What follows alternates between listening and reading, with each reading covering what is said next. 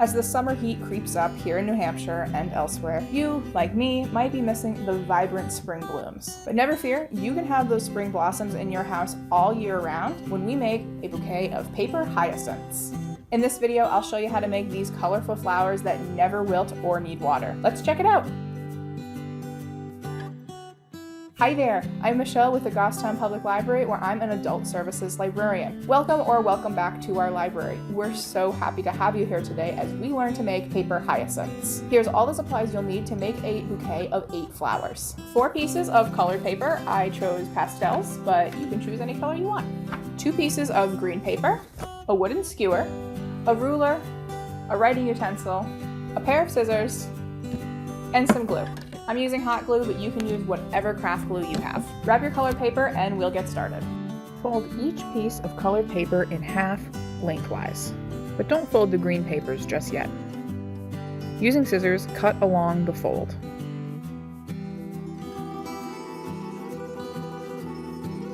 Then set the 2 halves aside. Working across the long edge of the 2 sheets of green paper, measure and mark 2-inch increments using a ruler.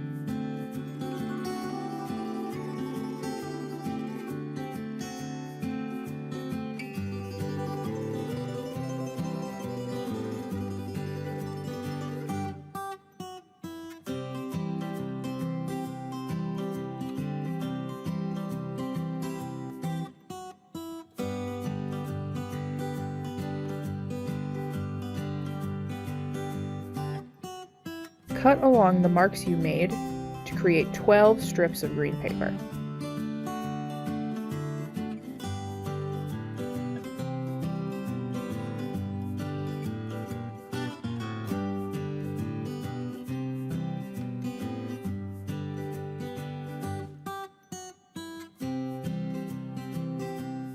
Set aside 8 of the strips.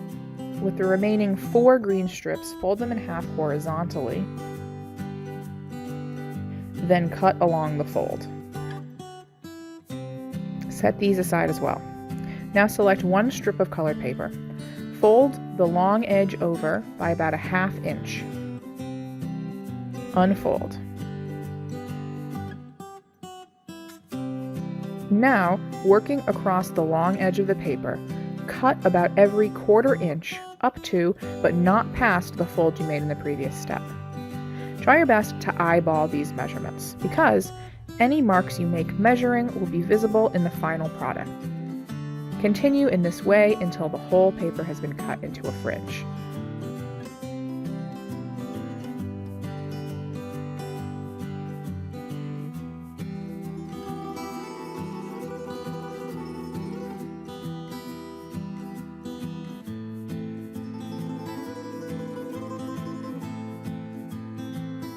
Position the wooden skewer at the end of the leftmost fringe.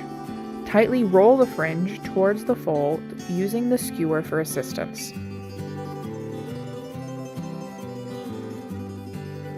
Remove the skewer to reveal a tight coil. Repeat until all the fringe has been coiled, and then set aside.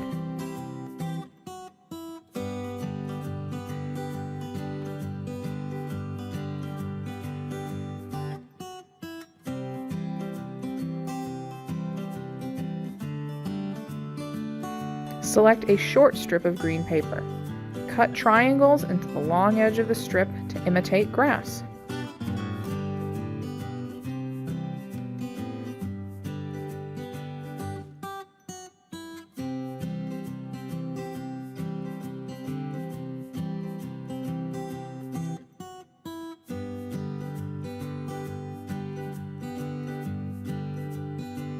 Set this aside as well. Now select a long strip of green paper. Any marks from the measuring step should be face up. Position the skewer at an angle on a corner of the strip, then tightly roll the strip around the skewer to make a thin cylinder, like a straw.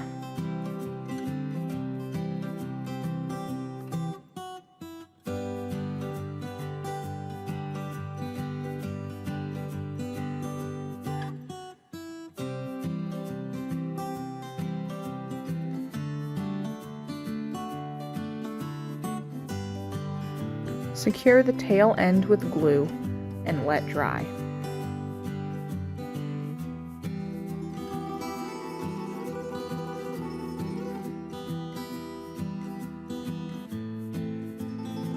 And don't forget to remove the skewer.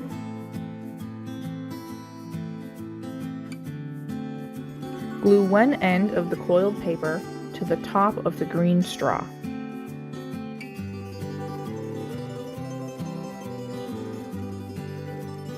Curl the coiled paper around the straw so each layer of coils nestles under the last.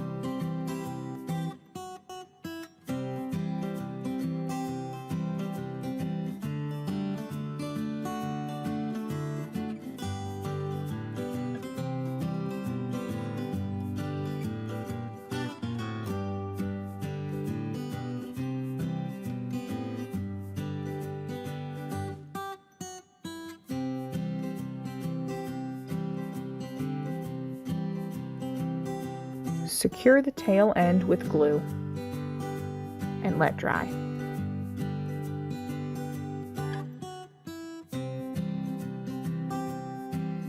Immediately under the coiled paper, glue one end of the grass.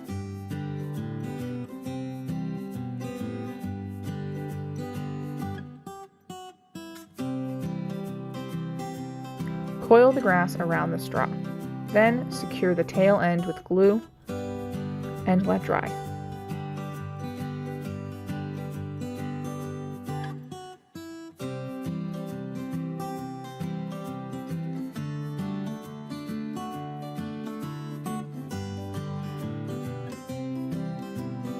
Adjust any of the coils as needed,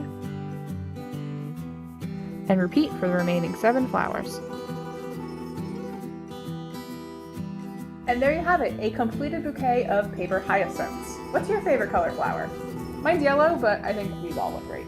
Leave your answer below in the comments, and leave any tips or tricks that made you successful with this craft to help out the rest of our community. If you're looking for more paper flower crafts, let me recommend that you check out the Make Potted Paper Whites video over at Creative Bug. Creative Bug is a free crafting database available with your library card. Creative Bug has thousands of videos just like this one made by master crafters on topics from sewing to cake decorating, pottery to paper crafts. I'm really looking forward to this potted paper white video because it uses a Cricut paper cutting machine and the library recently got one. I'm dying to use it. That class is for adults, but Creative Bug has content for all ages and ability levels. Truly a world of creativity is waiting for you over at Creative Bug. As always, like and share this video if you got something out of it, and don't forget to subscribe. I'd love to hang out with you more. We've got crafts for all ages, book talks, teen life skills, and author events here on this channel. Pretty much it's all the events that you love from your library available online whenever you want it. Subscribing makes sure you never miss a video. I'll be back soon for another Let's Make video, but in the meantime, you can connect with the Goffstown Public Library on social media or visit goffstownlibrary.com to see what we're up to. Again, I'm Michelle with the Goffstown Public Library, and I'll check you out later. Bye!